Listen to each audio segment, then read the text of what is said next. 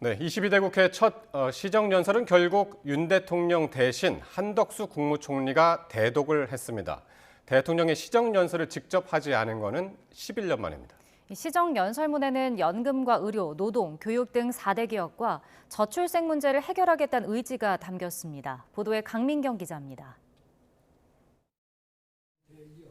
윤석열 대통령이 집권 후 처음으로 내년도 예산안 국회 시정연설에 불참했습니다.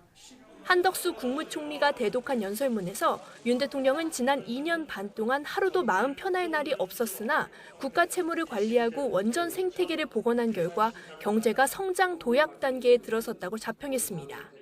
이어 어떤 어려움이 있어도 윤석열 정부의 대표 정책인 4대 개혁을 반드시 완수하겠다고 말했습니다.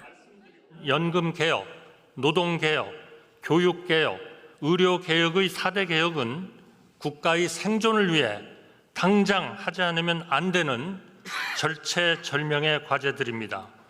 정부가 4+1 개혁으로 함께 강조하는 인구 위기 극복에도 힘쓰겠다며 인구전략기획부 출범을 위해 국회에 정부조직법 처리도 요청했습니다. 내년도 예산은 올해보다 3.2% 증가한 677조 4천억 원 규모로 건전 재정 흐름을 이어가겠다는 입장을 분명히 했습니다. 정부의 건전 재정은 단순히 허리띠를 졸라매자는 뜻이 아닙니다. 느슨했던 부분, 불필요한 낭비는 과감히 줄이고. 현직 대통령의 예산안 시정연설은 1988년 노태우 전 대통령 때가 첫 사례였으며 이후 김영삼, 김대중 정부 때는 없다가 2013년 박근혜 대통령부터 매년 시정연설을 해왔습니다. 이번 윤 대통령의 시정연설 불참은 11년 만의 일로 김여사 특검법과 명태균 통화 녹취 공개 등에 따른 여야 대치 상황을 고려한 걸로 보입니다. 한편 윤 대통령은 참모진 회의와 총리 주례회동에선 연내의 정책 성과를 낼 수 있도록 국정 동력의 속도를 높여달라고 주문했습니다.